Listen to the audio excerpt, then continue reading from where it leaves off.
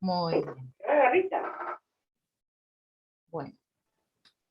Bueno, ahora sí, nuevamente les digo buenas tardes a todos. Vamos a dar hoy la unidad de 11, la bolilla 11 de menores. Y bueno, vamos a comenzar con el tema que sería la representación de los menores. ¿Quiénes representan legalmente a los menores? Y vamos a agregar a los incapaces también en este punto. El artículo 101, perdón, ¿alguien me quiere hablar? Voy a volver a silenciar. Bien, bueno. Doctora, Sí, buenas tardes, doctora. Buenas tardes. Disculpe. No. Yo soy la letra C de casa. ¿Será ¿Perdón? que es mi grupo o me metí? Soy de la C de casa. No sé si me metí de verdad en el grupo que me corresponde. ¿Qué es C de casa? Empieza C de casa. Con la letra C es grupo 1. Estoy bien porque son. Pero acá No sé si no me hay metí en el... grupos. En esta cátedra de Derecho Privado Borda no hay grupos. Sí. No, perdón. Es el grupo entonces donde tengo que... Muchas gracias. No, de nada. Bueno, proseguimos entonces. Vamos a hablar de la representación legal de los incapaces, en el cual están obviamente incluidos los menores. El artículo 101 del Código Civil y Comercial organiza la representación de los incapaces de ejercicio, obviamente, y sus representantes serán de las personas por nacer, sus papás, sus padres, sus progenitores, como dice el nuevo código. Y a falta, ¿no? Y a falta digamos, o incapacidad de los papás, van a ser los tutores o los curadores de estos progenitores incapaces, ¿correcto? De los menores no emancipados, es decir, los que no han contraído matrimonio, sus representantes van a ser los progenitores, y a falta de progenitores, sus representantes van a ser los tutores. Tengan presente que después lo vamos a volver a reiterar, que la única emancipación que existe en la actualidad, y conforme el Código Civil y Comercial de la Nación, es la emancipación por matrimonio, porque las personas son mayores de edad a los 18 años. Entonces, la emancipación dativa que existía en el viejo código quedó sin efecto al modificarse la mayoría de edad, de 21 pasó a ser a los 18 años, ¿no? A arribarse a los 18 años, por ende, esa emancipación dativa que existía entre los 18 y los 21 años quedó sin ningún sentido, que era la emancipación que daban los papás, ¿no? Que otorgaban los padres, podían otorgarlo a través de una escritura pública y permitían que esa persona sea mayor de edad antes de los 21 años. Por ende, esa emancipación quedó sin efecto, y la única emancipación que existe, la persona solo se puede emancipar por matrimonio. Entonces, dijimos que los menores no emancipados, o sea, los que no han contraído matrimonio, son representados por sus progenitores, y a falta de progenitores, por sus tutores. ¿Quiénes representan a las personas con capacidad restringida? A las personas con capacidad restringida las representan él o los apoyos. Una persona que tiene capacidad restringida va a tener, que lo van a explicar muy bien, la clase que viene van a hablar de capacidad, de esta capacidad, o no sé si la vieron la clase pasada a lo mejor, yo me estoy confundiendo. No, es la bolilla 12. No, capacidad La próxima, claro, la próxima van a tocar el tema de personas incapaces y con capacidad restringida. Entonces, volvemos a decir que a los incapaces los representan él o los apoyos que va a designar su señoría. En la actualidad, a las personas con capacidad restringida se les restringen determinados derechos y se les ponen apoyos a o sea, personas que van a ser los representantes en esos determinados derechos, y después se van a explayar más en la clase que viene. Salvo que sea una persona que no puede darse a entender por ningún medio, y es una persona que, por ejemplo, se encuentra en coma, esa persona no va a tener apoyos, va a tener un curador. ¿Por qué? Porque tiene no se puede, hay que sustituir totalmente su voluntad, no puede ejercer por sí ningún derecho, entonces tiene curador. Muy bien. No obstante ello, las personas, ya sean menores o con capacidad restringida, siempre se dispone que será el Ministerio Público, ¿no?, el que va a actuar en forma promiscua, digamos, como un representante promiscuo, hasta tanto el menor o la persona con capacidad restringida o incapaz tenga su representante. Entonces, el Ministerio Público va a actuar como en forma complementaria, complementaria de todos los demás representantes. Y obviamente, bueno, siempre en todos y cada uno de los pleitos en que haya un menor o una persona incapaz o con capacidad restringida, siempre va a tener que actuar la asesoría de menores e incapaces. Siempre y en todo pleito, bajo pena de nulidad, bajo sanción de nulidad, tiene que intervenir la asesoría de menores e incapaces. No quiere decir que si no se le dio traslado a la asesoría de menores, se va a declarar la nulidad. Puede darse traslado, y si la asesoría consiente todo lo actuado por las partes, se sigue adelante y queda saneada, ¿no?, en esa anomalía. Muy bien. Con respecto a la prescripción de las acciones, vamos a recordar que el artículo 2550, creo que es, sí, 2550 del Código Civil y Comercial, dice que la prescripción de las acciones, en las que estén menores o incapaces,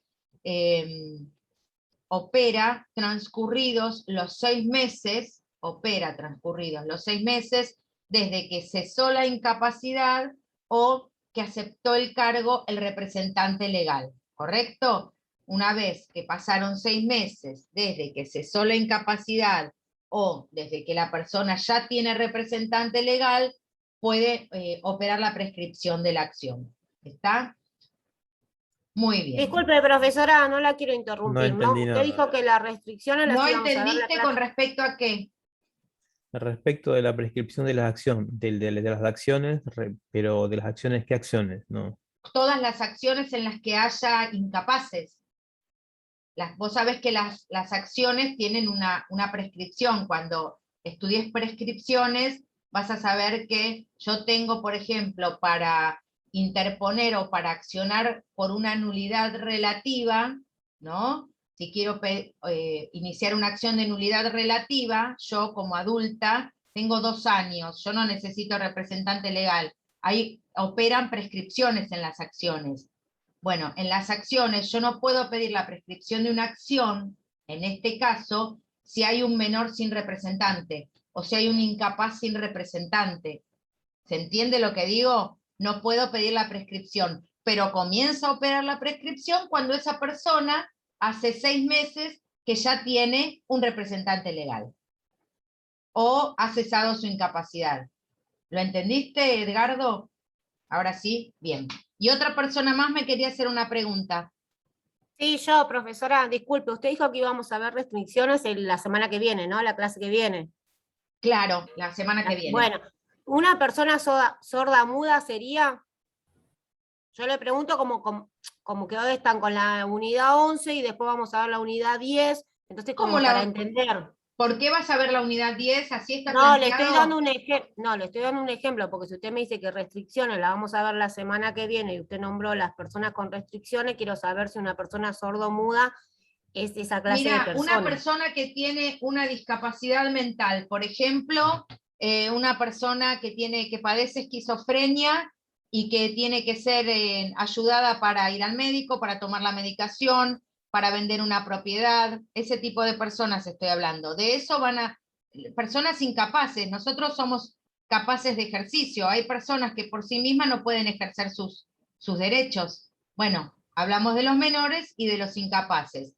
Esta clase la vamos a dedicar completa a menores, pero hice la salvedad de quienes representan a los incapaces también. Hablamos de... ¿Entendés? Sí, ahora sí entendí. Yo por ahí entendí mal van a al ahondar principio muy porque me quedé bien con eso. Claro, pero van a ahondar la semana que viene respecto a la restricción a la capacidad. Hoy vamos a ver menores. ¿Mm? Bueno, listo, gracias. No. Disculpe, profesora. Sí. Estamos con el capítulo 8 del doctor Borda, ¿no? Del libro. No, yo no estoy leyendo ningún libro y no lo tengo a mano. No te puedo decir. Yo te digo que con respecto al programa, vos estás en este momento viendo la bolilla número 11. Perdón, es la unidad 8 en el libro. No sé, a ver, Gustavo, si lo tiene a mano, Sí, que lo puede aclarar. Dice el capítulo 8, los incapaces, personas por nacer, y después sigue como segundo punto menores. Por eso pregunto si estamos en el mismo lugar para no estar leyendo cualquier lado. No, y vas a ver que te habla de quiénes representan y quiénes protegen a los menores. Muy bien. Bueno, esto quedó claro entonces, hasta acá, quiénes los representan. Tenía una duda. Sí. Con respecto a la prescripción, en caso de que no se designe ninguna persona a cargo, ¿no? Curador, en este caso sería. No hay prescripción, no prescribe la acción. O sea que el plazo son 6 meses, pero se puede volver a dar 6 meses más. ¿O no hay un Es que tiempo nunca se empiezan a contar los 6 meses. Perfecto. Hasta que no tenga representante, no se empiezan a contar los 6 meses. Listo. Muy Muchas bien. Gracias. Bueno, ahora vamos a ver. Doctora, sí. Perdón, doctor, me hice lío. Los menores no tienen curador, los menores tienen representantes. Los menores tienen representante legal. El representante legal es el padre, el tutor, y también un curador es un representante legal. Lo que pasa es que los adultos tienen curador y los niños tienen tutor. Está bien, a eso me quería referir. La tutela se le inicia a los niños que o son huérfanos o que los papás perdieron la responsabilidad parental, y a los adultos se les inicia, digamos, puede ser representados por un curador, siempre y cuando no puedan utilizar su voluntad para ejercer algún derecho, porque si no, lo último es un curador en este momento.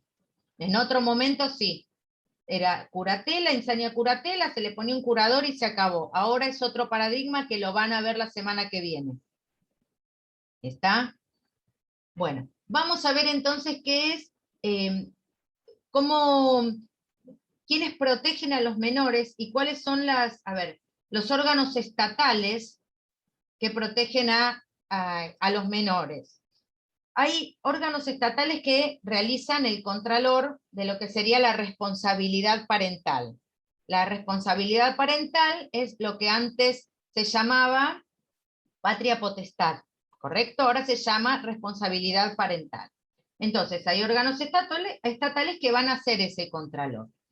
Y en caso de necesidad, el Estado puede sustituir esa responsabilidad parental mal ejercida por los papás. Vamos a ver cómo era hasta el año 2005. Hasta el año 2005 estaba vigente la ley de patronato. La ley de patronato era una ley del año 1919 ¿qué es lo que establecía? Que el Estado iba a proteger al menor a través de los jueces de menores y del Ministerio Público cuando el niño se encontraba en peligro moral o material, ¿correcto? Era una ley en la cual si los progenitores eran personas de pocos recursos, que el niño estaba en un peligro material porque no tenía para comer o no tenía, los padres no lo podían criar económicamente bien, la ley de patronato lo que hacía era mandar al niño a un, digamos, a un hogar. Eran hogares estatales, y ustedes no sé si se acuerdan de los niños expósitos. Bueno, protegía al menor, pero cuando el niño estaba en peligro moral o material.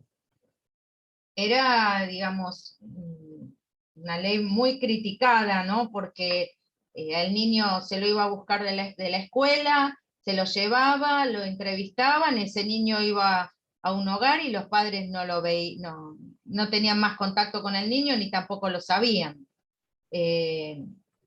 Obviamente era difícil que ese niño vuelva a su familia.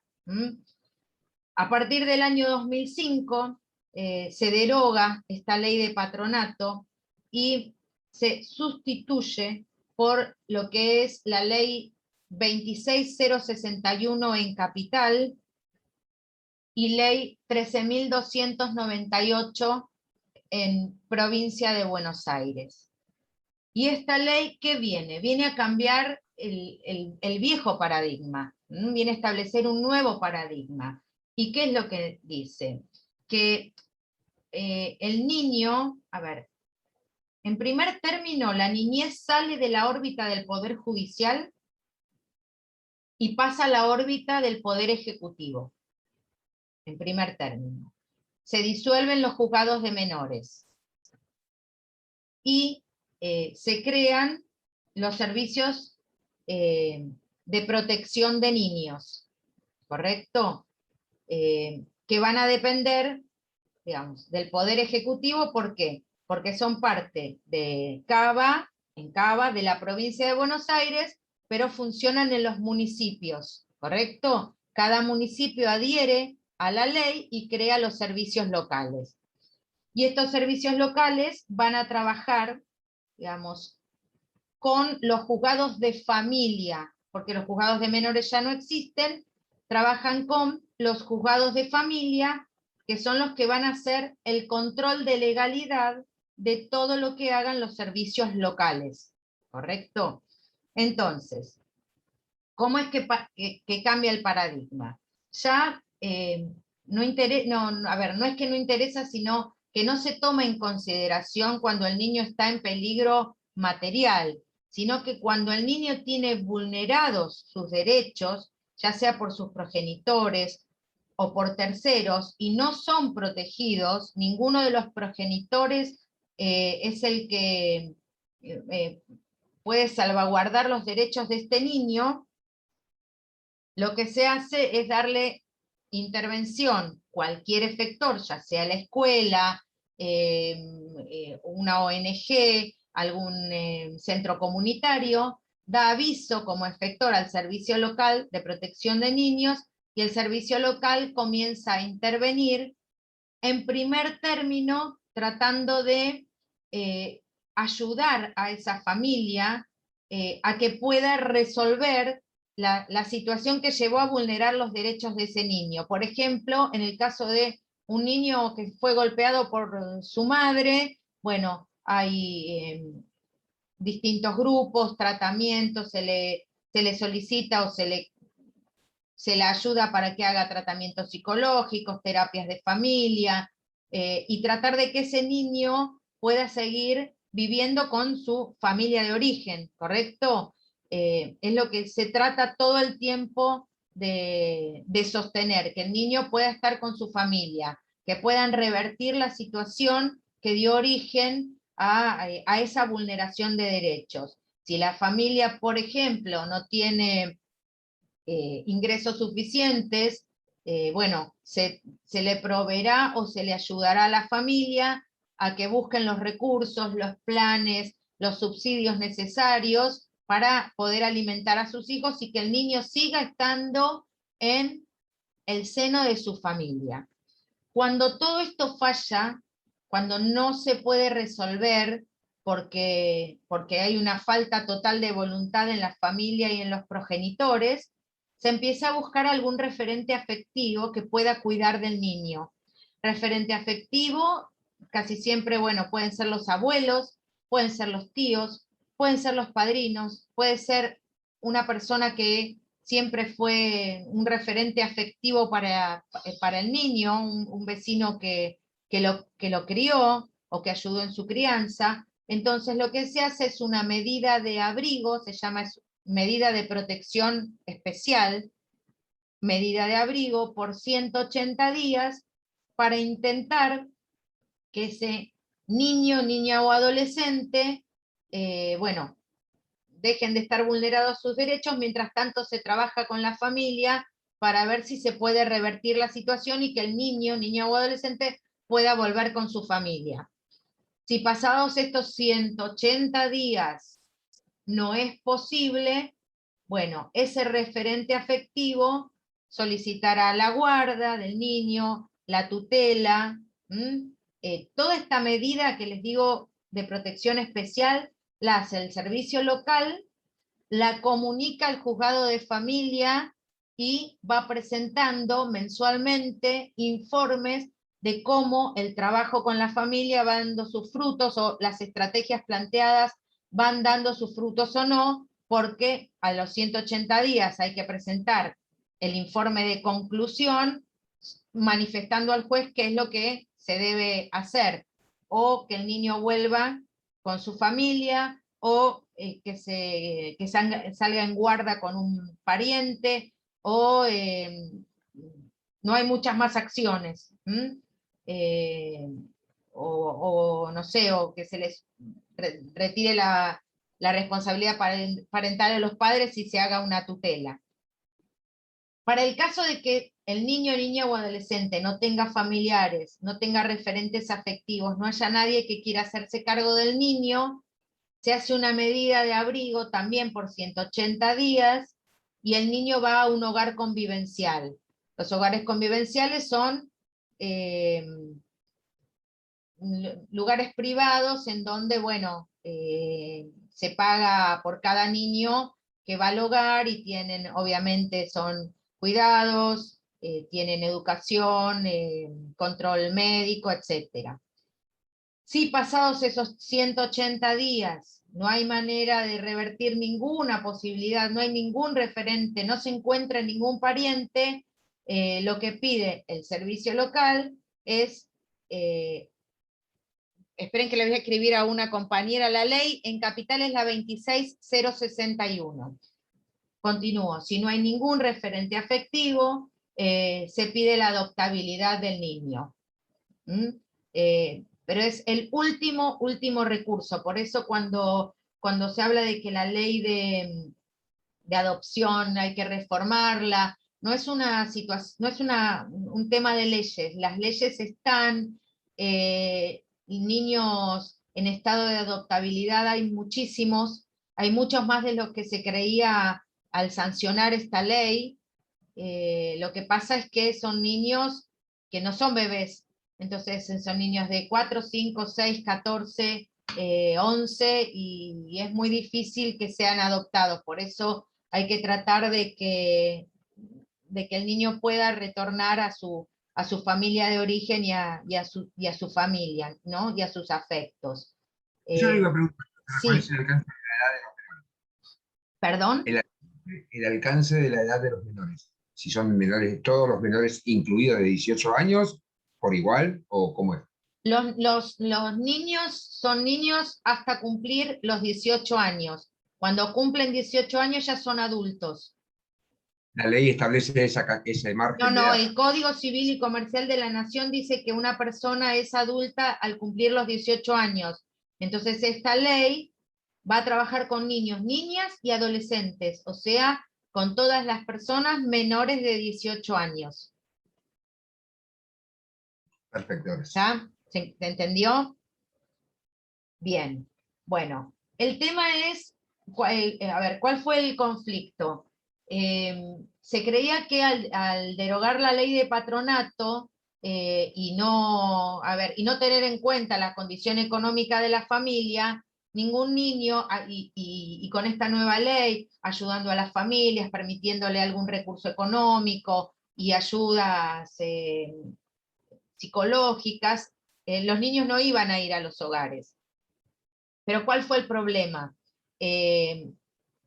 tenemos el tema, por ejemplo, del consumo problemático de sustancias, llevó a que haya muchos papás que nunca se hicieron cargo de sus hijos, que no hay manera de revertir la situación, porque un papá que está, o una mamá que está en consumo, es muy difícil que pueda maternar, y es muy difícil que vuelva o revertir la situación, o que esa situación pueda ser revertida rápidamente o en 180 días. Entonces, cuando se creía que no se iban a necesitar hogares, tenemos una increíble cantidad de demanda de vacantes en hogares. Así que, bueno, es Doctora, una situación complicada, sí. una preguntita, doctora. Diana. También existe muchos hogares con madres que consumen y ya tiene la protección la madre y el menor. Quería consultarle eso. Pero ¿sabés qué pasa? Que las madres que están en consumo tienen que tener la voluntad de ir a ese hogar. Y hay algunas que no tienen la voluntad de ir a un hogar, porque no tienen, Claro. no tienen voluntad de dejar de consumir. Claro, existe una ley ahora, antes se podía internar si el padre quería, ahora es voluntario. Eso existe también. Siempre es voluntario, siempre es voluntario, por eso tantas mamás digamos, las madres del Paco tienen tanto problema, porque siempre la internación debe ser voluntaria. Así que bueno, es complejo. Muy bien, bueno, ¿alguna duda en este tema? Yo, para que ustedes sepan que efector de la situación, digamos, de riesgo de un niño puede ser cualquiera: las escuelas, los hospitales. Si un niño llega, por ejemplo, con una pierna rota, una fractura en una pierna en un niño de 1 año y medio, es algo, digamos, que llama mucho la atención. Entonces lo que hacen digamos, los pediatras es dar aviso a los servicios locales de que el niño puede estar pasando por una situación de riesgo, aunque quizás los padres digan que se cayó de la silla. Entonces quizás también hay que trabajar con esa familia para ver qué es lo que sucedió. Profe, yo tengo una duda, ¿me permite? ¿Sí? Yo tengo una duda. Yo tenía entendido, a ver si lo tengo mal, que quien carecía de capacidad necesitaba tutela. El que carece de capacidad, ¿lo tenía mal? Y porque si sos menor tenés una tutela, y si sos mayor tenés un curador. Si sos menor tenés un tutor, y si sos mayor tenés un curador. Esas son las figuras. Bueno, muy bien. Profesora, ¿los apoyos qué serían? ¿Los padres? Esperen. Hoy vamos a dar menores. Los apoyos son para los adultos. No se mezclen. Los apoyos son representantes de adultos. Los niños no tienen apoyos. Los niños tienen progenitores, tutores, guardadores, no tienen apoyos. ¿Está? ¿Se entendió? Bueno, les quería hacer una aclaración para que ustedes sepan qué es. Cuando hablamos del Ministerio Público, hablamos de lo que en Provincia de Buenos Aires es el asesor de menores e incapaces. La asesoría de menores e incapaces actúa en todos los departamentos judiciales, interviene en todos los pleitos en los que estén involucrados niños, niñas, adolescentes o personas con capacidad restringida. Entonces siempre el asesor se va a presentar en el expediente. Es más, el juez le va a dar traslado. Una vez iniciado el pleito, lo primero que hace, si hay un menor, es dar traslado al asesor de menores e incapaces para que tome conocimiento y se presente. Y va a ser como quien va a ir mirando que se cumpla el debido proceso, que se garanticen los derechos del niño o del incapaz o del restringido. ¿Está? No va a ser el representante, pero sí es el que va a ir considerando si se están cumpliendo todos los pasos y los derechos de las personas no son vulnerados. ¿Mm? Profesora, Sí. cuando habla de asesor, ¿se refiere a abogados o a un asistente social? Es dentro de la justicia,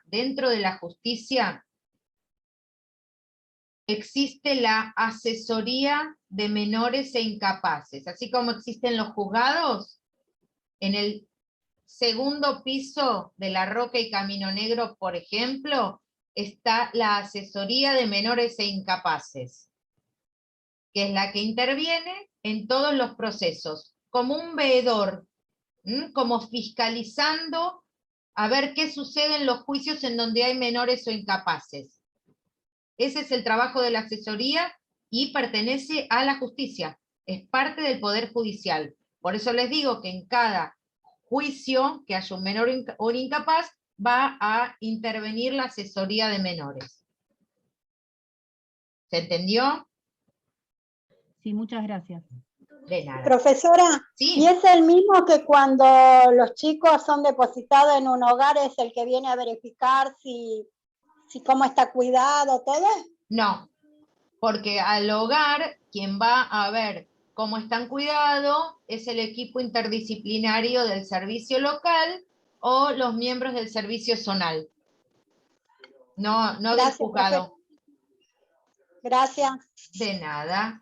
Muy bien. Profesora, yo le quiero hacer una consulta. Sí. Respecto, dijo usted, los niños tienen tutores, progenitores y curadores. No, los curadores son de los adultos. De los adultos, entonces los niños pueden tener a sus papás, si tienen a los papás, papá y mamá son sus representantes legales. Si no tienen papás, van a tener un tutor, porque un niño huérfano tiene un tutor, ¿correcto? Sí. Si el niño está en guarda con un pariente, va a tener un guardador. Son distintas figuras que ofrece el Código Civil y Comercial. Y los adultos no van a tener, obviamente, sus representantes legales no son los papás porque ya son adultos, en guarda no van a salir porque no son niños, tutor no van a tener porque no son niños, y en caso de necesitarlos, el juez les va a otorgar un curador o apoyos, que lo van a ver la clase que viene. Bien, gracias, profesora. De nada. Muy bien. ¿Puedo hacer una pregunta? Sí. Un adulto que perdió el padre, que perdió la madre, siendo titular de la pensión contributiva, es discapacitado el adulto. Ahora, ¿qué debe hacer los tribunales para poder cobrar el 100% de la pensión? No, mire, yo no voy a hacer ahora consultas porque si no nos vamos de la clase, pero vaya al ANSES, que ahí le van a decir cómo hacer la pensión para el hijo discapacitado. Pero no puedo ponerme a hacer ahora consultas porque si no me voy de la clase. Pero vaya al ANSES que ahí lo van a asesorar bien. Bueno, vamos a ver qué sucede con los actos personalísimos respecto a los menores.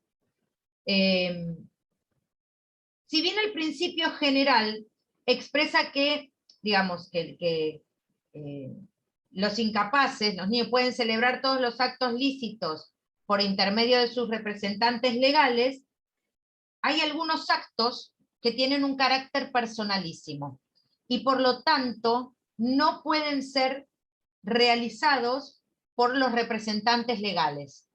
Ejemplo es el testamento. Y, por ejemplo, en el derecho de familia, no podrán los representantes legales promover acciones de divorcio o reconocer hijos naturales, ¿correcto? Sino que lo tiene que hacer la propia persona. No pueden ser efectuados estos actos por un representante legal. Hay otros actos en que si bien los va a hacer per se la persona, ¿no? A veces, digamos, la tutela de los incapaces se lleva a cabo a través de la asistencia. La persona puede realizarlos, digamos, el menor puede realizar el acto, pero va a necesitar la asistencia de su tutor o de su representante legal. Por ejemplo, un matrimonio de menores no puede ser realizado por el representante legal, ¿correcto? Debe ser el menor quien manifieste su voluntad de contraer matrimonio, ¿correcto? Pero no lo puede hacer solo, necesita la asistencia y el consentimiento del representante. O sea, que el menor manifiesta la voluntad y el representante lo asiste prestando la conformidad. ¿Correcto? En el caso de matrimonio. Y lo mismo va a ocurrir en el caso de los adultos, ya que hablamos de curador, la persona va a manifestar su voluntad y el curador va a prestar su conformidad en carácter de asistencia. También, profesora, sí, en el caso de matrimonio de menores, como usted está diciendo ahora, sí. La asistencia debe ser del padre, madre o tutor. Sí, claro. Exactamente. ¿El juez no interviene ahí? Muy ¿El juez bien. no interviene ahí? ¿Cómo? ¿El juez no interviene, no debe intervenir? El juez interviene si son... Ahora vamos a hablar de matrimonio. Próximo tema, hablamos de matrimonio. Porque hasta los 16 años debe intervenir el juez y a partir de los 18 años no interviene el juez. Es el menor y el papá que presta la conformidad, nada más. Pero lo vemos después. ¿Y en caso de no estar conforme los padres? ¿Cómo? Bueno, pero por eso lo vemos después. No nos adelantemos en temas, porque en caso de no estar de acuerdo los padres, va a necesitar la venia judicial. Y el juez le va a dar la venia judicial. La conformidad la va a dar, cuando los padres se niegan, la dará el juez. Pero eso lo vemos un segundo más adelante. Seguimos con... Doctora, sí. Disculpe, doctora, sí. No me quiero confundir. En el tema de matrimonio de menores, ellos en realidad pondrían la voluntad. Y los padres legales, ¿qué sería? Ellos firmarían. Claro, prestan la conformidad. El menor da su voluntad y el padre presta conformidad con la voluntad dada por el menor. Muchas gracias, bueno, disculpe que... No, por favor, seguimos con asistencia. A ver, también tienen carácter de asistencia, ¿no? Actos de asistencia, no son actos como de representación, sino de asistencia. La intervención del asesor de menores y la del juez en el otorgamiento de la autorización para celebrar determinados actos. Por ejemplo, actos de disposición, actos de realizar una venta. ¿Está? Y también los menores emancipados por matrimonio, en algunos casos, también son asistidos por el juez en determinados casos, cuando ellos prestan la conformidad y el juez autoriza, digamos, asistiendo y prestando la conformidad con la voluntad del joven. ¿Se entendió hasta acá? ¿Se entendió? No, profesora, no, porque me hice una ensalada. En el caso de los menores que se van a casar, ellos ponen la voluntad. El padre es el que firma, que autoriza que se casen. ¿Y el juez cómo debe intervenir? Si me das 10 minutos, hablamos de matrimonio. Bien, ahora hablamos de lo que es asistencia. Los papás asisten, el juez asiste, y ahora después hablamos en qué edad la conformidad la presta el juez y a qué edad la conformidad la prestan solo los padres. Gracias. Ahora vamos. Bueno, quería hablarles de los derechos. Vamos a hacer así. Vamos a hablar rápido, porque es un punto del programa. ¿Qué derechos tienen las personas por nacer? Ya que estamos hablando de menores y es un punto de la bolilla, vamos a ver cuáles son los derechos que tienen las personas por nacer en el Código Civil y Comercial. Ustedes saben que las personas por nacer por sí solos no pueden ejercer ningún derecho, ¿correcto? Saben también que el niño por nacer es persona desde el momento de la concepción, para el Código Civil, y por tanto, ¿qué pueden hacer? Pueden recibir donaciones, adquirir derechos y obligaciones, todo esto siempre sujeto, ¿no?, a la condición de que el niño nazca con vida. Todo, ¿no?, digamos, va a quedar condicionado al nacimiento con vida. Las personas por nacer también pueden adquirir bienes por legados y herencias. Pueden ser reconocidos como hijos extramatrimoniales, obviamente antes del parto, puesto que dijimos que la vida comienza desde el momento de la concepción, para el Código Civil y Comercial. Tiene derecho a recibir, digamos, cuota alimentaria. ¿Y quién la va a reclamar? La representante legal, que es la madre o alguno de sus parientes. Pero el niño por nacer puede exigir la cuota, puede reclamar la cuota alimentaria a través de sus representantes legales. También el niño por nacer tiene derecho a recibir una indemnización si la persona obligada a pagarle los alimentos, por ejemplo el padre, fallece por culpa de un tercero. Entonces el niño por nacer tiene derecho a recibir una indemnización de este tercero causante del fallecimiento de quien era su alimentante. ¿Se entiende? ¿Se entiende? Profe, ¿todos los derechos del niño por nacer están supeditados al nacimiento con vida? ¿Absolutamente todos? Y, ¿Y por qué se habla tanto, o sea, por una cuestión plenamente de formalidad, se habla siempre de por nacer, si en definitiva los tiene una vez nacido? Esa es la parte que no me cierra mucho.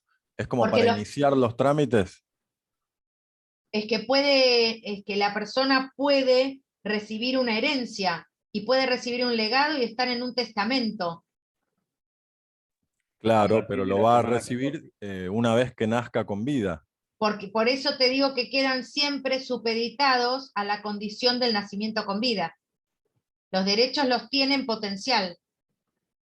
Los tiene. Lo que pasa es que no los puede ejercer porque está supeditado a su nacimiento con vida. Claro, ya es una vida, en realidad. Falta que nazca. Pero, al nacimiento, claro, con vida. Acá la cuestión es que empieza a ser una persona desde la concepción. Claro, por para eso el código, es que de ahí en adelante todo lo demás. Claro, por para eso el es que la Código ley Civil, para la convención, para el Pacto de San José de Costa Rica, obviamente el niño por nacer es persona desde el momento de la concepción, entonces tiene derechos a ejercer derechos, ¿no? A recibir derechos, pero los tiene. Los va a adquirir una vez que nazca. Ya los tiene, porque, a ver, si no nace, obviamente no los puede ejercer porque no los van a heredar sus padres. Pero, por ejemplo, si una persona nace con vida y está viva 3 segundos, esa persona, sus papás, y fallece, y ese niñito, ese bebé, iba a recibir un legado. Bueno, ese legado lo van a heredar sus padres, porque esa persona nació con vida y vivió 3 segundos, entonces sus padres lo van a heredar.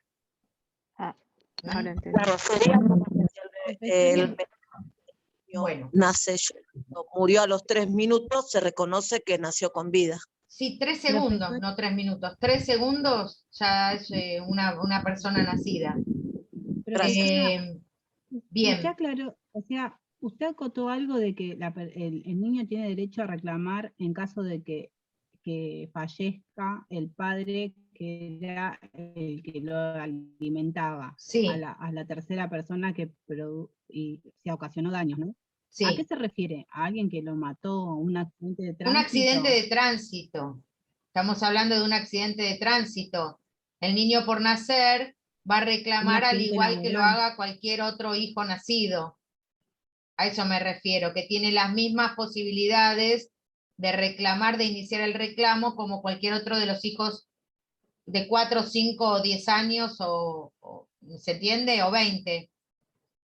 Por eso Profe, ustedes piensen que hasta una persona, un niño por nacer cobra la asignación universal por hijo. Tiene el derecho a cobrarla porque es persona. Bueno. claro, lo mismo pasó con Carolina Píparo, cuando se ejerció el juicio penal por la muerte Pero no sé del si, bebé. pero Lo nació con habían vida tomado. el niño. No, justamente fue que había. No me acuerdo ahora, pero me parece que había nacido con vida. No nació con vida, me parece. Bueno. Y por último, también tienen derecho a ser indemnizados por los daños que hubieran sufrido cuando se encontraban en el seno materno. Por ejemplo, una mamá que es atropellada por un colectivo y el niño en el vientre, digamos, en el seno materno, tiene alguna complicación por ese accidente, puede reclamar los daños y perjuicios que se le ocasionaron. A través de sus representantes legales, obvio. Todo sujeto, como siempre digo, al nacimiento con vida. Profe, disculpe, Sí. una consulta. Sí. ¿Y no se contrapone el derecho de la madre con el del niño en ese momento? Mira, yo lo que te estoy enseñando es lo que dice el Código Civil y Comercial de la Nación. Si hay derechos de primera y derechos de segunda, no son para mí. Pero el código lo que me permite es iniciar estas acciones. ¿Se entiende lo que te digo? Yo estoy Sí, dándote profe. clases de derecho privado. Vamos a leer el código y lo que dice el código. Después cada uno lo que piense en su fuero íntimo es potestad de cada uno y lo puede hacer. Pero yo lo que te enseño es lo que dice el código y los derechos que tiene una persona por nacer desde el nuevo Código Civil y Comercial del 2015. Gracias, profe. De nada. Bueno, Profesora, buenas tardes. chicos, termino este tema y me siguen haciendo preguntas. 2 minutos. Las personas por nacer pueden ser beneficiarias de ciertas estipulaciones que deriven de los contratos de seguro. Por ejemplo, yo pongo a una persona por nacer como beneficiaria de un seguro de vida. Ese niño por nacer puede ser beneficiario de un seguro de vida. Pueden recibir cargos, pueden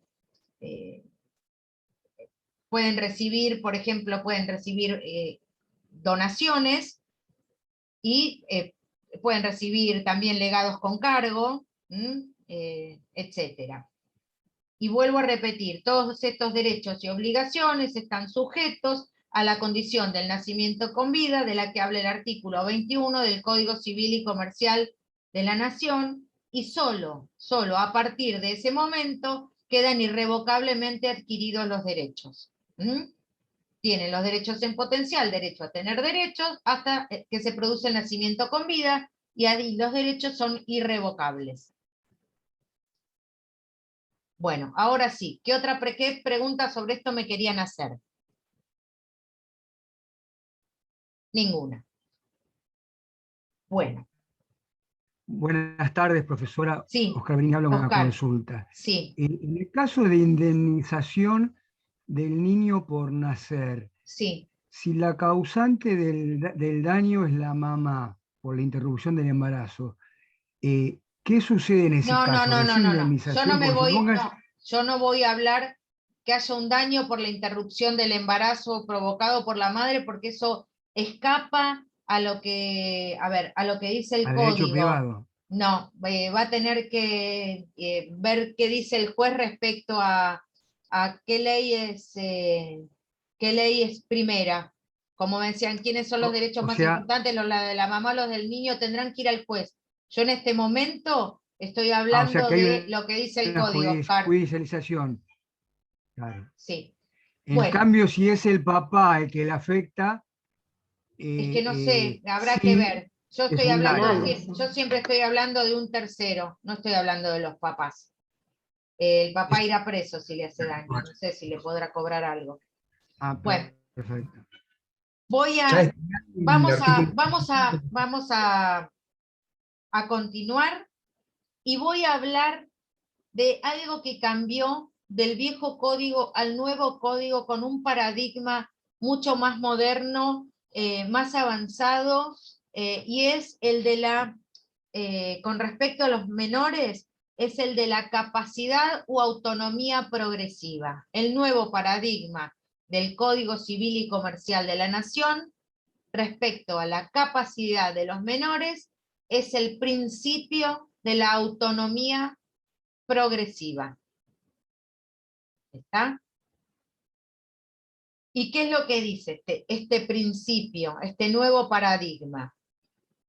Ustedes saben, dijimos que la mayoría de edad, ¿no? Y con ella la plena capacidad civil, se adquiere a los 18 años, ¿no? Eso lo dice el artículo 25 del Código Civil y Comercial de la Nación.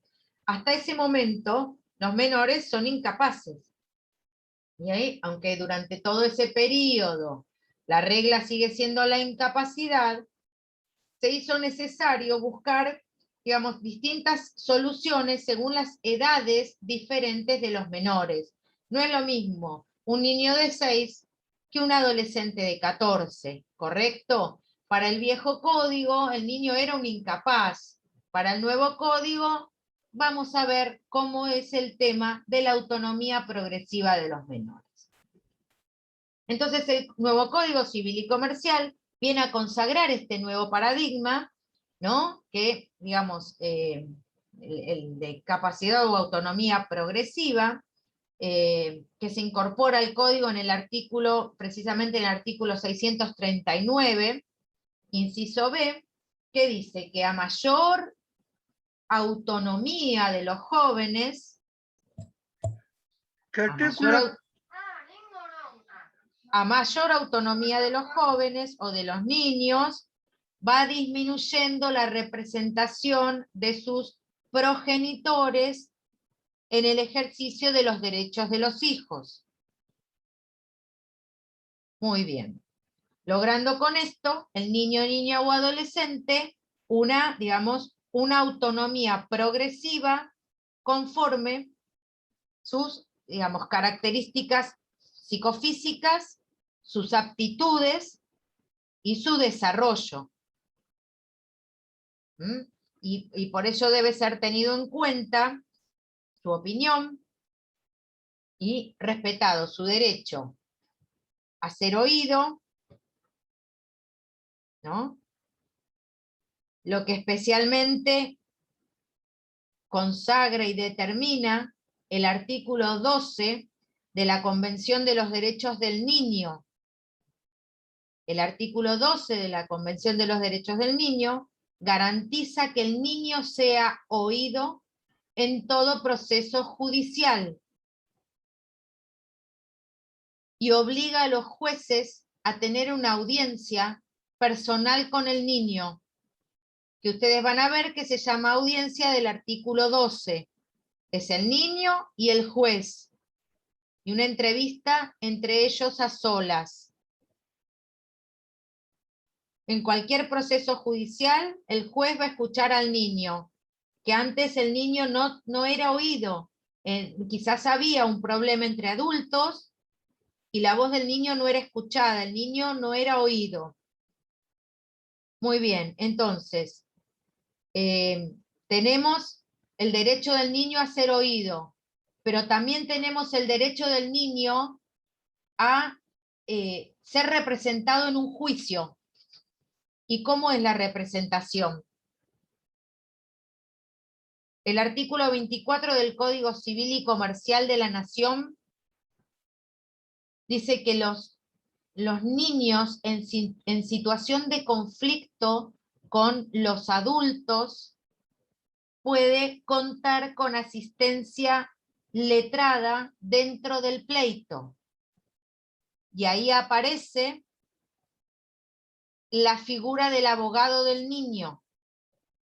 El abogado del niño es un abogado, digamos, una lista de abogados especializados que están en cada colegio, el listado está en cada colegio de abogados, cada colegio de abogados tiene su listado de abogados del niño, y cuando en un pleito se requiere, ya sea civil, penal, de familia, se necesita un abogado del niño, el juez oficia al colegio de abogados para que sea designado un abogado del niño en ese pleito.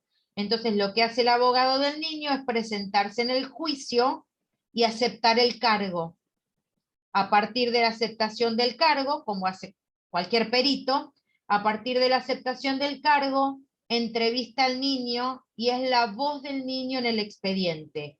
No va a escuchar a ningún adulto, es solo la voz del niño. Por eso, bueno, es una figura muy importante, pero no hay muchos. Hay muy pocos. Había muchos, pero ahora están quedando pocos abogados del niño.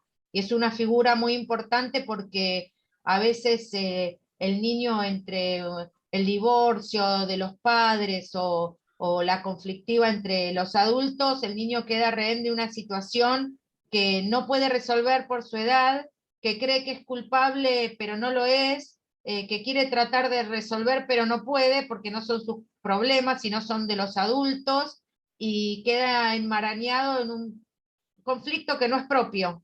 Entonces el abogado del niño lo que tiene que velar es por los derechos del niño, no de los adultos. Es una figura muy importante.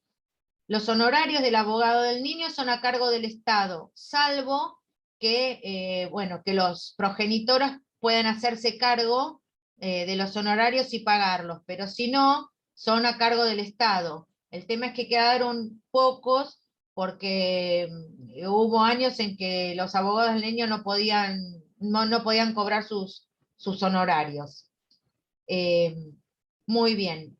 Entonces, ¿qué es lo que vemos con este nuevo paradigma? Que la edad del niño, niña o adolescente ya ha dejado de ser un parámetro para evaluar, digamos, un parámetro suficiente para determinar la capacidad o incapacidad de ejercicio del menor. Entonces lo que debe atenderse es a qué? A cada caso particular, a la evolución personal del niño y a su grado de madurez. ¿Se entendió hasta acá? Bien. Para hacerles una simple aclaración, ¿cómo era en el viejo código de Vélez? Los menores eran incapaces de toda incapacidad, ¿no? Pero Vélez establecía dos clases de menores. Los menores de 14 años, que los llamaba incapaces, absolutos, eran los menores impúberes. Los menores impúberes, los menores de 14 años, eran incapaces absolutos. Y los menores adultos, que eran los mayores de 14 años, eran incapaces relativos, pero en realidad eran todos incapaces. Este nuevo paradigma, lo que me va a llevar, el paradigma de la autonomía progresiva, es saber que ahora los niños o los adolescentes pueden llevar a cabo acciones sin la necesidad de la autorización de sus progenitores o de sus tutores. Este sistema de capacidad progresiva dice que a medida que el menor va ganando madurez, va ganando mayor autonomía y va a ejercer derechos por sí mismo. Vamos a ver qué derechos pueden ejercer los niños hasta los 13 años. Hasta los 13 años, los niños tienen derecho a ser oídos en todo proceso judicial, conforme dijimos el artículo 12 de la Convención de los Derechos del Niño. También pueden realizar pequeños contratos domésticos, ir al kiosco, comprar el mapa, comprarse galletitas, pueden hacerlo, pueden subir al colectivo y pagar su boleto. Estos pequeños contratos de menor cuantía los pueden hacer los menores. A partir de los 10 años, el menor va a tener que consentir su adopción. Si el niño va a querer quiere ser adoptado por esas personas en particular, lo va a decidir el niño.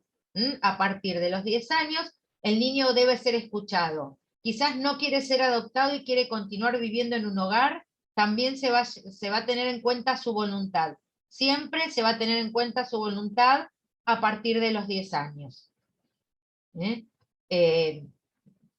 Esto sí bajo pena de nulidad, por supuesto, lo dice el artículo 617 del Código Civil y Comercial de la Nación.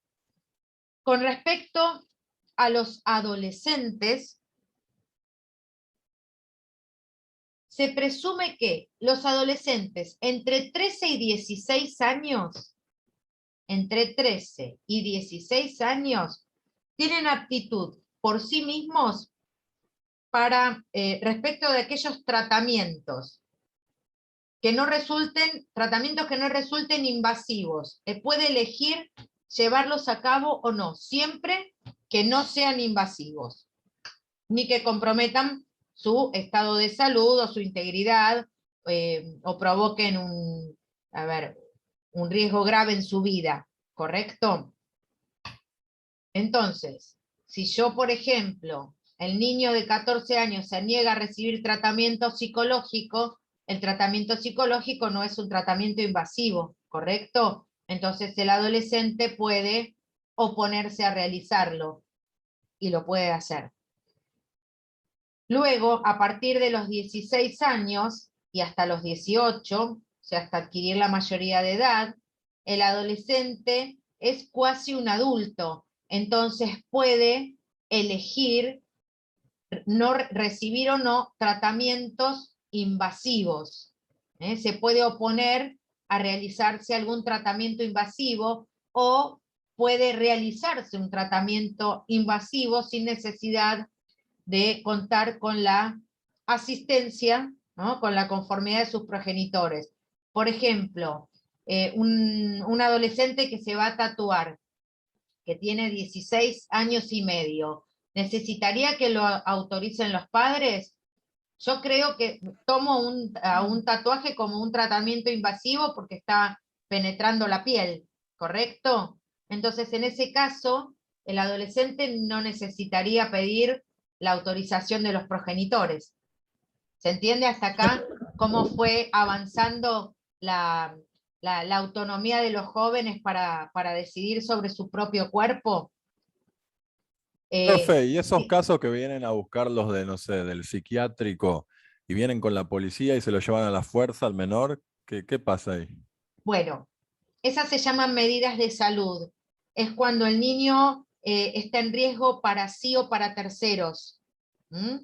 Riesgo para sí o para terceros. Entonces, en ese caso, se solicita, obviamente con la conformidad de los padres, porque cuando una persona está en riesgo para sí o para terceros, que tiene un brote psicótico, por ejemplo, y se puede matar o matar a una persona, ahí sí, con la conformidad de su familia, se lo interna preventivamente para hacerle una evaluación, después se verá, pero eso se llama medida de salud.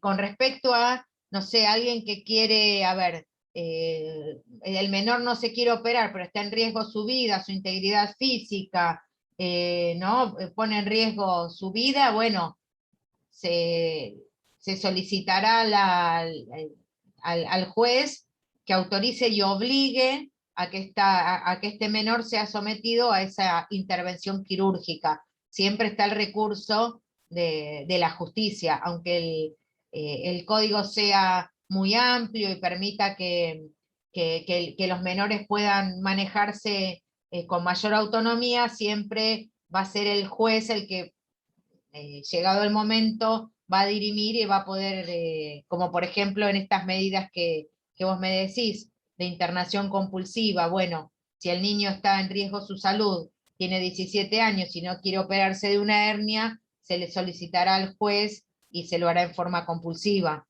porque está en riesgo su salud, o una peritonitis, ¿no? Profesora, Sí, usted dice que el menor a los 18 años ya pasa a ser adulto. ¿Qué pasa en el caso de la mantención de los padres que hay que pasar? bueno, ¿Es hasta los 18? No, ese es otro tema, eso ya lo van a ver en familia, cuando vean las acciones de alimentos. Una persona puede recibir alimentos, digamos, hasta los 21 años, y después ayuda económica hasta los 25 si es una persona que está estudiando, que no se toma como cuota alimentaria, sino como ayuda económica, y lo puede tramitar directamente el hijo sin la ayuda, sin la asistencia de la madre, porque ya es un adulto. Así que lo puede él mismo tramitar. Gracias, Bueno, doctora. de nada. Una pregunta. Seguimos. Sí, Profesora. sí. Si el código dice que el chico a los 18 años mayor de edad, Sí. ¿tiene derecho a reclamar alimentos hasta los 21 años? Hasta los 25. Sí, en caso de que estudie. Exacto. Hasta los Gracias. 25 en caso de que estudie. Bien. Doctora, una Sigamos. pregunta. Sí. Una pregunta, perdón. Sí. ¿Qué pasa que cuando, por ejemplo, en una intervención quirúrgica de un menor de edad, uno de los papás está de acuerdo y el otro no? Se solicita la venia judicial, la autorización judicial para que supla la falta de asistencia de ese progenitor. Ese progenitor puede haber viajado a Paraguay, puede haber desaparecido y, bueno, En el y caso se de que necesita. estén, está bien, pero suceden casos en que están juntos, pero asimismo uno está de acuerdo y el otro no en la Bueno, intervención. se presentarán en la justicia y le solicitarán al juez, no sé, la conformidad para que ese niño sea operado. Está bien, el juez evalúa. Cada caso es distinto y merece un estudio y una evaluación.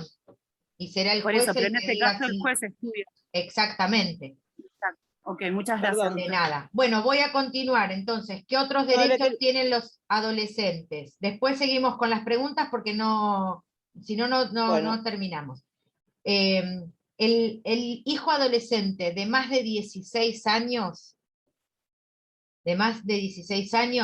no va a necesitar autorización de sus progenitores para estar en juicio cuando sea acusado criminalmente, ni tampoco va a necesitar la autorización de sus progenitores para reconocer hijos.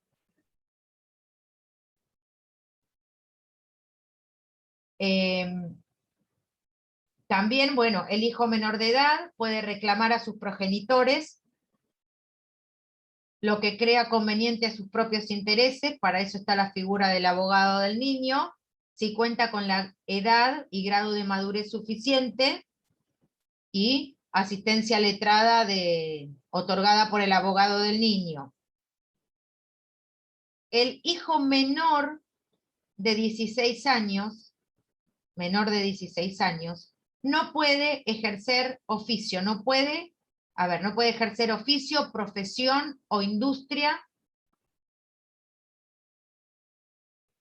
sin autorización de sus progenitores. Y acá viene una superposición de leyes un poco extraña. Nosotros sabemos que la ley de contrato de trabajo dice que toda persona mayor de 16 años puede ser contratada, puede trabajar. Toda persona de mayor de 16 años puede trabajar. ¿Y por qué? Porque se presume que los padres autorizaron. Cualquiera puede contratar a una persona mayor de 16 años para trabajar. Pero ¿qué sucede? Ustedes saben que hay niños actores, niños cantantes, niños bailarines, niños jugadores de fútbol, y uno dice, pero ¿cómo si no pueden trabajar? Bueno, el Código Civil y Comercial, en el artículo 681, dice que los niños podrán trabajar con la autorización de sus padres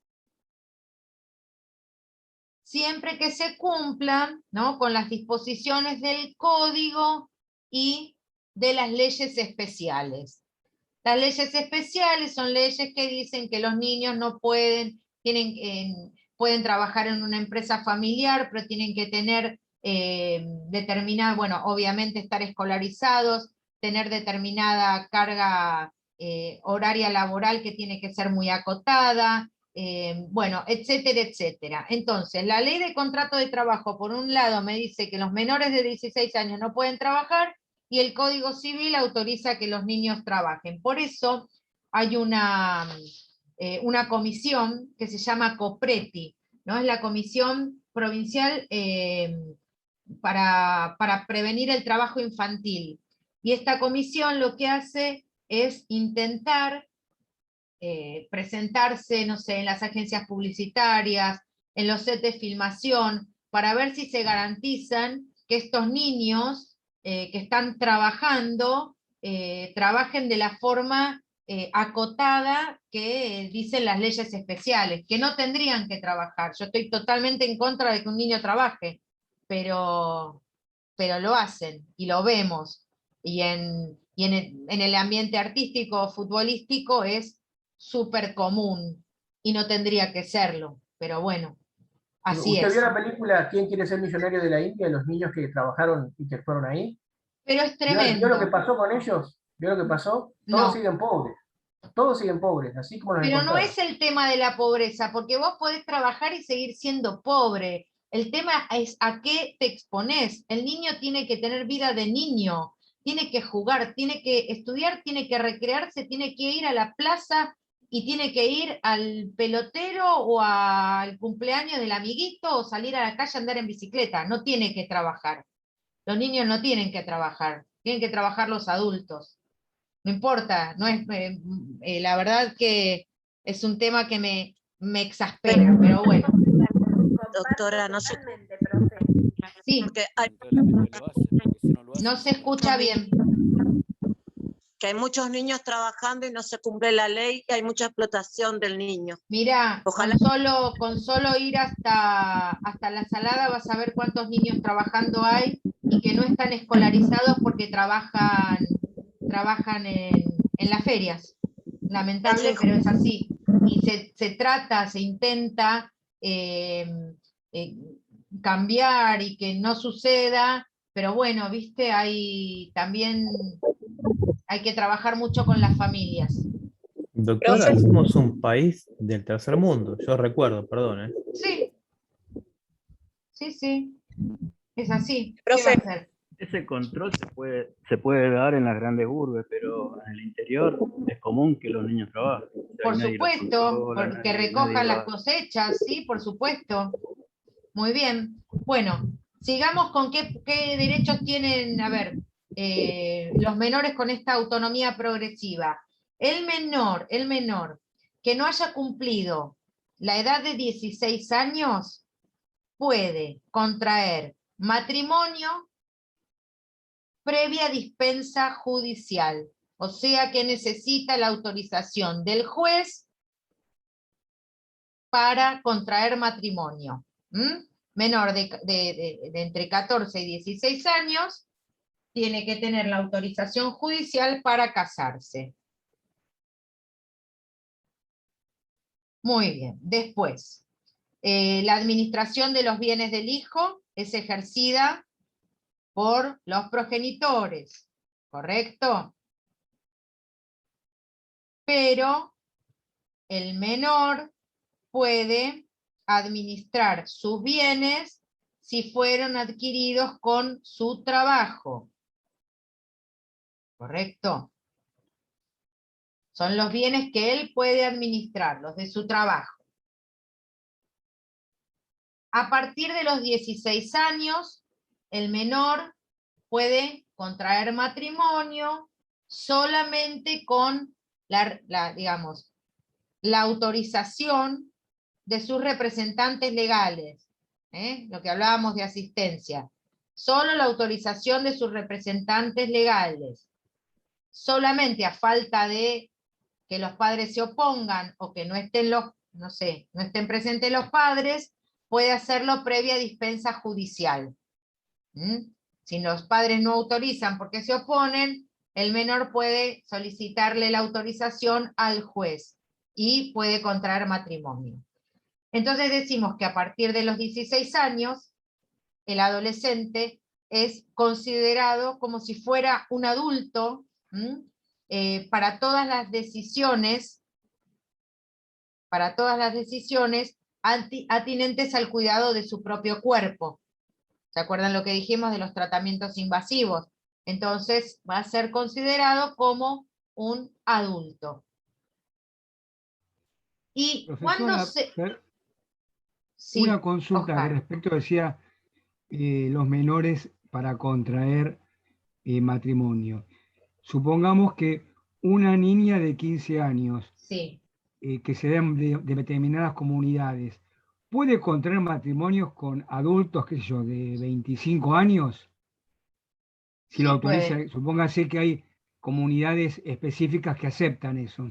Sí, como poder puede. Tiene 15 años. Se puede Lo autoriza casar. el juez.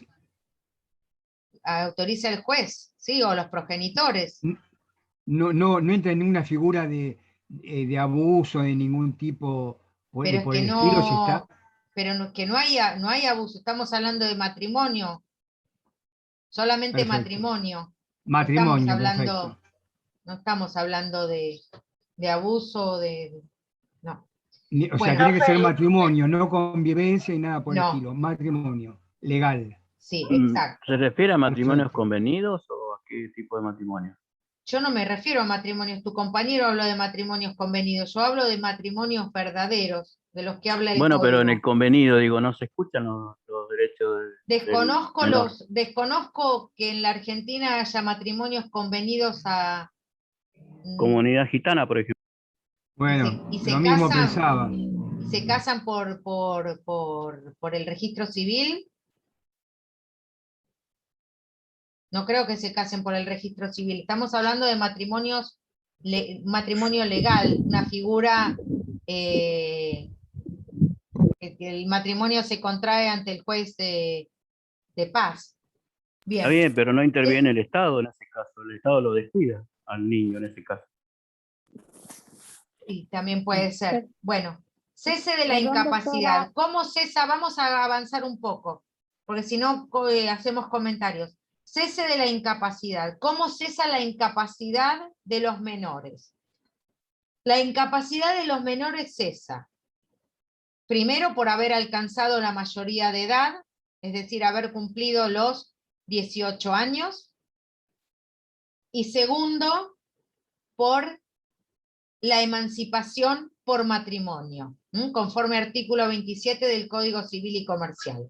Entonces, una persona se hace mayor de edad y cesa su incapacidad por haber llegado a la mayoría de edad, 18 años, o por la emancipación por matrimonio. Muy bien. Ya les comenté que la única emancipación que existe es la emancipación por matrimonio, porque lo que era la emancipación dativa devino abstracta y dejó de existir. Así constaba en el Código de Vélez, pero al cambiar la edad de mayoría de edad, devino en una figura abstracta. Entonces. Profe, le hago una consulta. Sí. Con respecto a la emancipación, ¿no ingresaría la emancipación por motivos de profesión también? No, porque eso no es una emancipación. No es un tipo de emancipación permitir que una persona trabaje, no la hace civilmente emancipada. ¿Se entiende? Está perfecto. Justo yo venía de otra cátedra donde la contaban, pero bueno. Pero no es, claro. Era muy restringida. Claro, era la más por restringida eso, de todas. pero nosotros estamos hablando de que una persona que cese en su incapacidad y que pase a ser un adulto, como un adulto para toda su vida civil. Entonces, claro. Esta emancipación por matrimonio es irrevocable y va a subsistir aunque uno de los cónyuges fallezca o aunque se divorcien. Una persona emancipada por matrimonio queda emancipada y solo va a quedar sin efecto cuando el matrimonio fuere anulado,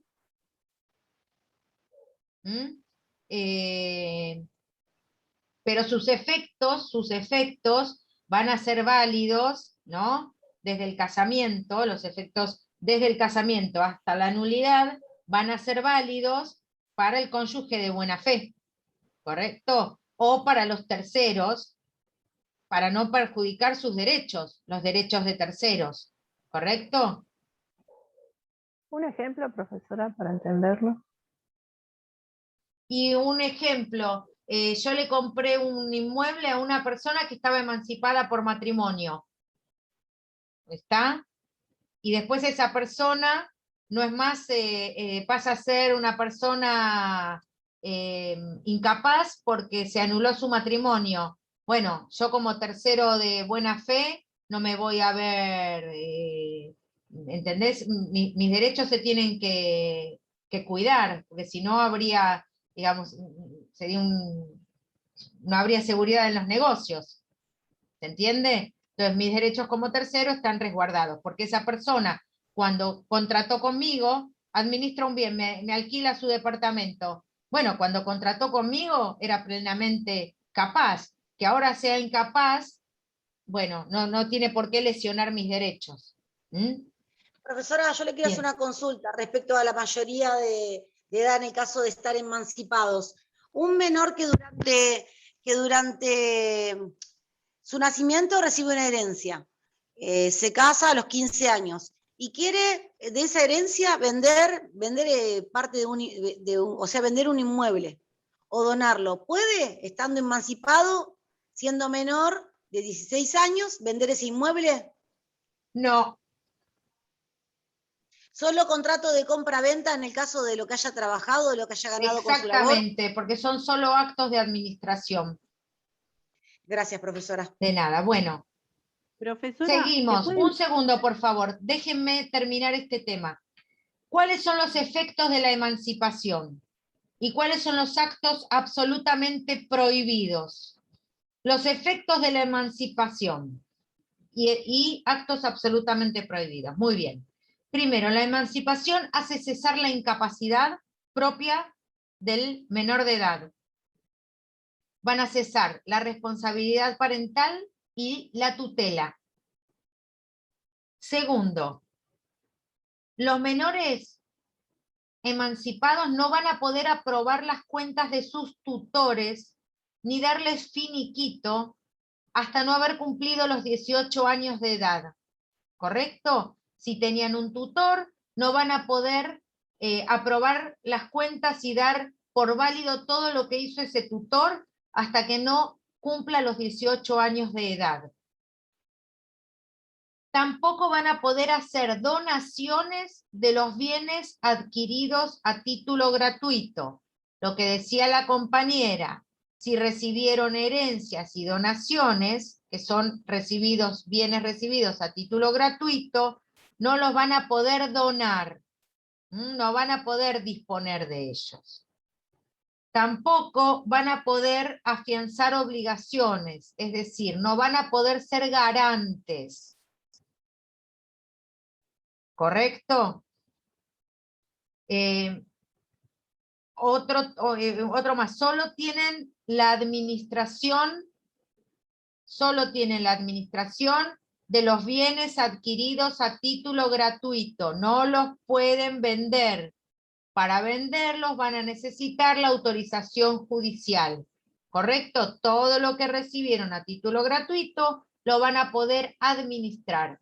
Para venderlo van a necesitar la autorización judicial.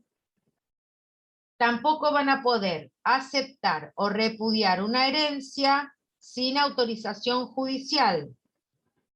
Y lo que sí pueden, a partir de esta emancipación por matrimonio, pueden ser tutores, pueden ser curadores, pueden ser albaceas, pueden ser testigos de testamento, testigos en juicios civiles, porque se les reconoce capacidad para todos los actos de la vida civil. ¿Correcto? ¿Se entendió?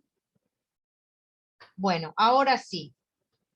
Dudas con respecto a este tema, porque hasta acá habríamos terminado la unidad por completo. Profe, el albacea es la figura que aparece cuando fallece la persona, ¿no? Y tiene sus bienes hasta que sean repartidos. ¿Y el finiquito puede ser el ejemplo retiro voluntario? No. El finiquito no. Escuchen bien. No pueden aprobar las cuentas de sus tutores ni darles finiquito. ¿Qué significa esto? Cuando una persona tiene un tutor, ese tutor está obligado a hacer una rendición de cuentas. Esa rendición de cuentas, que la puede hacer en forma mensual, en forma trimestral, en forma semestral, tiene que ser aprobada, ¿correcto? Para ver que el tutor está administrando bien los bienes de ese menor. Lo que no puede hacer el menor cuando se emancipa por matrimonio y deja de tener tutor, porque ya es capaz, no puede aprobarle las cuentas a ese tutor, ni darles finiquito, quiere decir, ni puede darlo por finalizado hasta que no cumpla los 18 años de edad. A eso se refiere. ¿Se entendió, Marcos? Perfecto, profe. Bien. Bueno, ¿alguna otra duda con respecto a esto? Sí, ¿qué tal, doctora? Con respecto a cuando cesa la incapacidad, ¿es solo por matrimonio o por emancipación? ¿Cómo? No entendí. Cuando cesa la incapacidad. Y te acabo de decir, menores. Si cesa la incapacidad por haber cumplido los 18 años de edad o por haberse emancipado por matrimonio. Perfecto, gracias. ¿Alguna otra? Sí, profesora, puede ser que usted haya dicho en la última parte, ¿no puede repudiar ni aceptar una herencia? Sí, exacto. Eso después lo van a ver en sucesiones, cómo se aceptan las herencias. Cuando una herencia, por ejemplo, yo voy a heredar a mi tío que me deja una casa bárbara en Ezeiza, en un country, me deja una casa en un country divina, pero mi tío era ludópata, jugaba y tiene un montón de deudas. Entonces, si yo acepto la herencia de él, también voy a tener que honrar las deudas que él dejó y pagarlas. Y la verdad que no me conviene porque la casa que me deja no me alcanza. Entonces, lo que se hace con las herencias es como aceptarlas con un beneficio de inventario. Ahora la figura esa no está, pero es así. Yo lo que hago cuando sé que mi tío, que me dejó la casa, tiene un montón de acreedores, se inicia la sucesión, yo no la acepto, y quiero que primero se cobren todos los deudores y yo me voy a quedar con el remanente. Eso es aceptar o repudiar una herencia, para que no se fundan los dos patrimonios y que yo termine pagando las deudas de mi tío y que no me quede nada de plata. ¿Se entendió, Patricia? Sí, profesora, gracias, muy Bien. claro. Bueno. No, cuando la persona muere no quedan nulas las deudas, no, al contrario, las deudas, si bien no se heredan, las deudas siguen al patrimonio y no se extinguen con la muerte. Profe, sí. Una consulta. El menor al emanciparse, la incapacidad cesa parcialmente, ¿no? No es total. Exactamente. Se emancipa, pero para algunas cuestiones todavía necesita la autorización judicial. Bueno, sí. Gracias. De nada. Bueno, si les parece, ¿qué si caduca si es tercera edad? No, chicos, las deudas siguen al patrimonio, no caducan por tercera edad. Tiene que haber para eso un seguro de vida que se haga cargo, si no las deudas siguen al patrimonio. Bueno, si les parece, acá terminamos la unidad. Si no tienen otra pregunta, los libero. Terminamos y nos vemos la próxima. ¿Alguna otra pregunta, alguna otra duda o nos despedimos? ¿Les parece? Profe, sí. tengo una consulta sobre el tema de emancipación. Cuando es la emancipación por matrimonio, en caso que el menor ya emancipado dura un año en matrimonio y se separa, ¿se vuelve al estado de minoridad o ya queda les emancipado? Dije que aunque se divorcie, no, ya está emancipado. Aunque bueno, enviude, perfecto, gracias. queda emancipado. Se divorcia, queda emancipado. Profesora, Perfecto, ¿a gracias. partir de qué edad se puede emancipar? ¿A partir de los 16? Se emancipan a partir del matrimonio. ¿Y a qué edad se pueden casar? Bueno, si volvemos con el mismo tema, chicos, no terminamos nunca más. Bueno, yo los voy a despedir. ¿Las clases 9 y 10 las van a subir, doctora? Yo las subo unidad todas, 9. las clases. Eso no sé, les voy a preguntar a los profesores que seguramente las van a subir. Pero esta yo después en un rato la subo y les dejo el link para que vayan a YouTube a verla. Y también les voy a dejar algunos cuadros, les voy a dejar algunos cuadros sinópticos para que organicen un poquito cuando estudien, organicen sus conocimientos, que les van a ser de mucha utilidad. Muchas Bueno, gracias, hasta luego. gracias a todos, nos vemos, buen fin de semana, y para los de Lomas, feliz día mañana, que es el día de Lomas. No Muchas vayan a gracias. tribunales porque están cerrados ni a los municipios. Nos vemos, que sigan bien, hasta luego. Excelente, gracias. Nos vemos.